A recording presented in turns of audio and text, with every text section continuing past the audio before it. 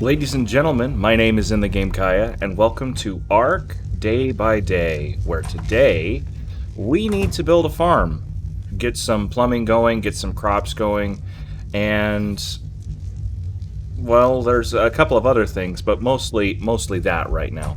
So first I'm going to make sure that I have water that I can carry around with me so I don't have to keep going down to the beach, which means crafting a water jar that I can carry along. And it looks like I'm going to need some more stone to get some cementing paste. But yeah, so water jars, plumbing, crop plots, and compost bins so that we can have a pretty survivable batch of produce. Yes. Well, let's get on it. And I also put up a preserving bin for any cooked meat or crops or anything. And look at this placement. Isn't this nice? What a beautiful, beautiful preserving bin.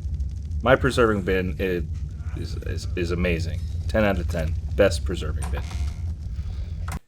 And as I go out to hack more trees so that I can build my compost bins and other stuff, it's occurred to me I also, in short order, need to get some dinos that can do all of this for me. Because I'm kind of getting tired of lugging this stuff around myself. And another thing that I decided to do, very important, is I threw some hide in with my oil so that I could start cooking up some gasoline. Because, believe it or not, we're not too far away from being able to create electricity. But that requires fuel, so gotta get on it. And we also want some jerky, so we'll get on that as well.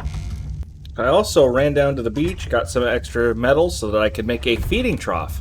And now once I fill this up, all of my tames will be able to have food magically teleported into their stomachs.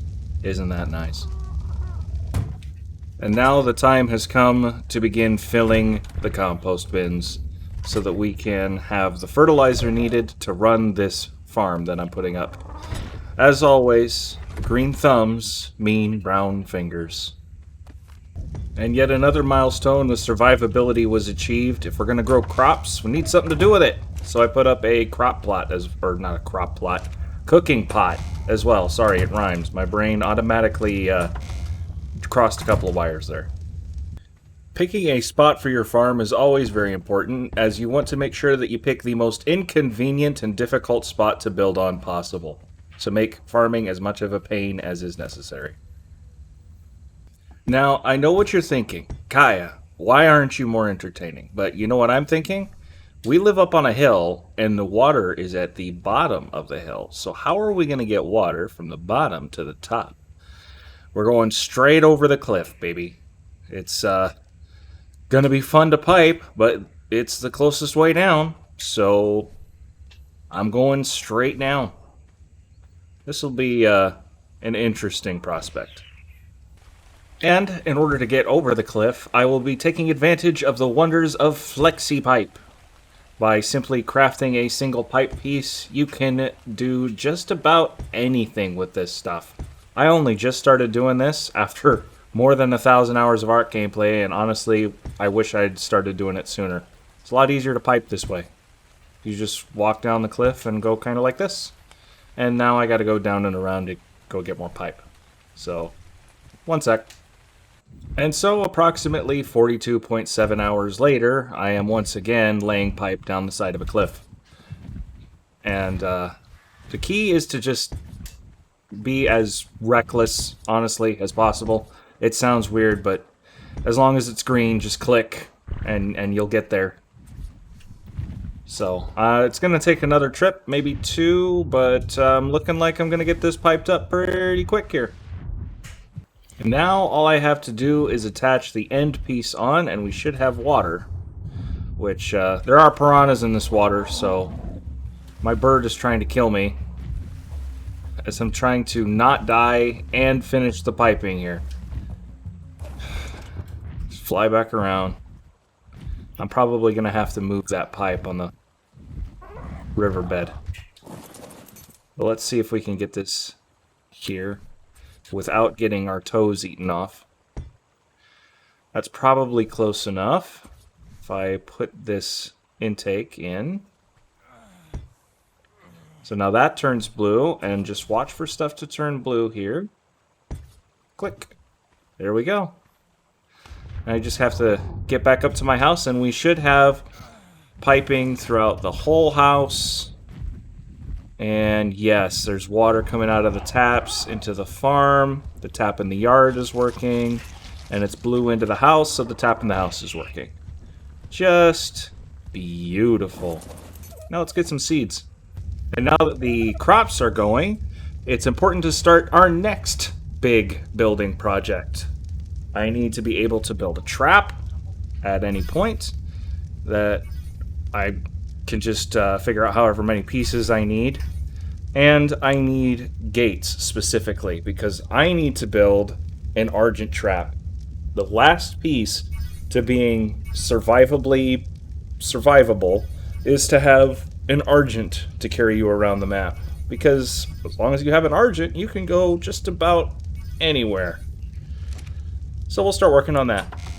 And as I am farming up resources to build my building pieces, what do I remember? Every good farm needs a pig. So let's get ourselves one saber-toothed pig to provide all of the fertilizer that we will need for our crops. These things are so easy to tame, as long as you bola them. You don't bola them. These things move sneaky fast. But, yeah, just feed them some berries. And then once they're tamed, feed them some stem berries. Instant fertilizer. Absolutely perfect. And we have enough compost bins, at least for now, so I can get composting this stuff, and we will have everything that we need. And I spent the last bit of day 3 grinding out resources and trying to get this gate ready so that come day 4, day 5, whenever, I could get out there and get myself an Argentavis. Because I'm pretty sure I have all the chitin and other stuff that I need. And that should be it. 5 gateways, 2 gates. Now put that on a Pteranodon, and when I'm ready to start day 4, which won't be in this session, it'll be in the next one, I will go out and tame myself a real bird. Hopefully one that can carry more than just my tube socks. Now I know what you're probably thinking, and you know what? I don't blame you. Kaya, why are you in the middle of the day where it's raining? Why aren't you in the middle of the night? Didn't you stop at night? And yes, I did. But I'm now making my Ark tutorials series on my day-by-day save. So I started day 4, the first half of it, by doing the admin commands tutorial, which is up on my channel, and I don't feel like you guys need to see me running around my base, my glitched out microphone that I had to dub over the recording again. Honestly, that's already up there if you want to see it, so instead, let's just get back to what we were doing in the day-by-day series and go tame ourselves an Argentavis. And flying there is going to take a hot minute, so I will bring you guys back, assuming nothing eats me on the way there. Silly thing, I'm on a bird, right? What could possibly hurt me? Well, anyone who's played Ark for more than a couple of hours knows when you're in the redwoods, the most dangerous flyers around are cats. And in the swamps, it's alligators, but in the, they fly, and they're very dangerous too. But in the redwoods, flying cats. Always beware of flying cats. If you decide to build a ribcage trap for Argentavis taming on the top of this mountain in the redwoods, it is important that you pick your spots carefully. There are plenty of terrible places to build a ribcage trap where you can't get around the trap and there's no space on the sides for you to shoot the bird.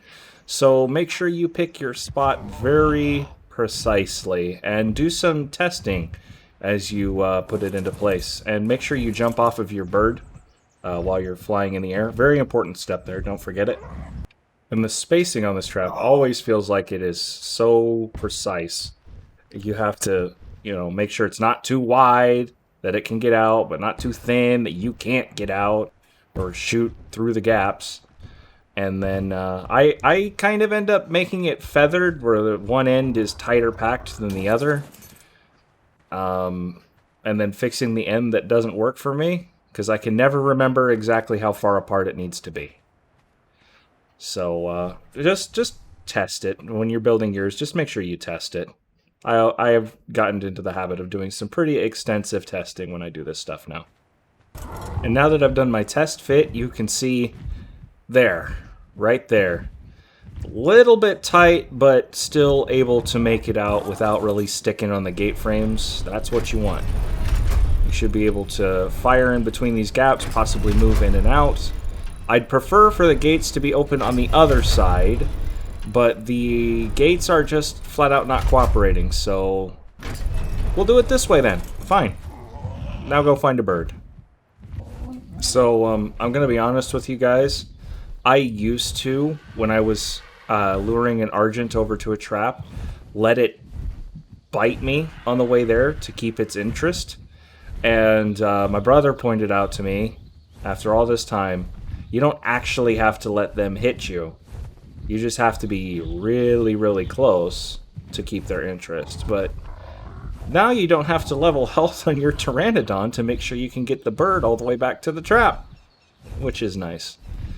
So yeah, just line it up, bring it in nice and slow, and don't miss. And just like that, now that I've closed the door, we have a trapped Argentavis. Level 72 at that. Pretty decent level to start. Of course, at some point I am going to have to start getting higher level tames, but right now I just want access to this stuff and not really worried about having the highest quality tames possible. We're not caving or doing boss fights or anything yet. I'm still mostly just making some small progress. The grind for high levels will come at a later point. Even with my incredibly boosted taming rates, it still feels like it takes an hour to tame one of these things. I can only imagine what the original launch rates taming was like. Not that experienced of an ARK player, and this is one thing that makes me glad I wasn't there to see it. I think I would have gone insane. And it took long enough, as I was waiting for it to finally wake up from taming, that I had to put up a small camp to keep myself warm and cook some meat, because I was starving to death and freezing to death. But I am not really in any danger of dying, as you can see, so we're just kind of waiting for it to wake up at this point. Just a friendly tip, if you ever do tame an Argent on top of this mountain, you can, or on top of any mountain, you can fill it up with metal before you come home and have it carry it home for you. I forgot to bring the saddle, so I'm going to have it follow me back. It might as well carry it anyway. And after I got back home, I decided to look and craft up a test build of my little trap that I usually carry around with me. And after I did get it built, I realized I wasn't going to be able to take it with me from place to place because of my settings. Yeah, I'm used to playing with pickup structures anytime, so I had to learn that lesson the hard way. You can't just pick up structures anytime.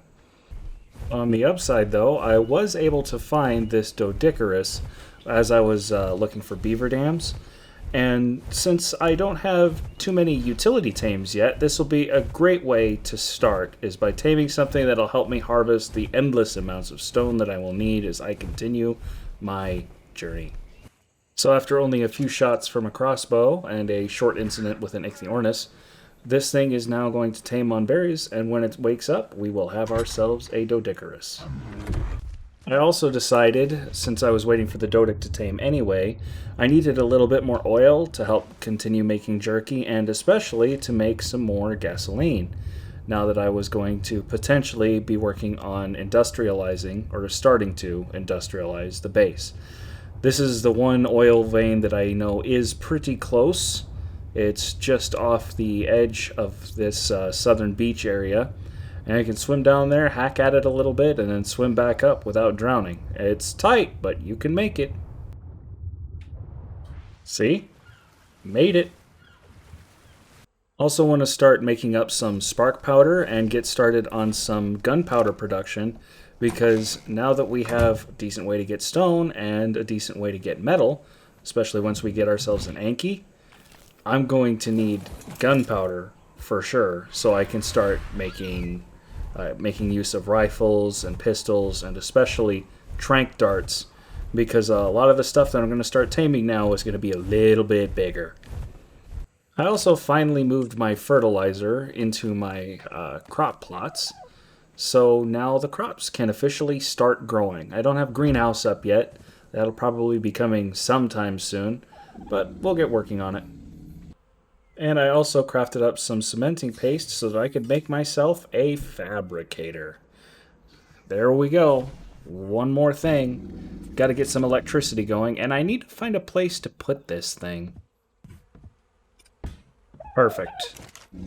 Right sticking through the top of the building. Until I get a bigger building, this is about all I can do. Catwalks. And naturally, where did I stick the generator since there's no room in the house? On the roof, of course. That'll work.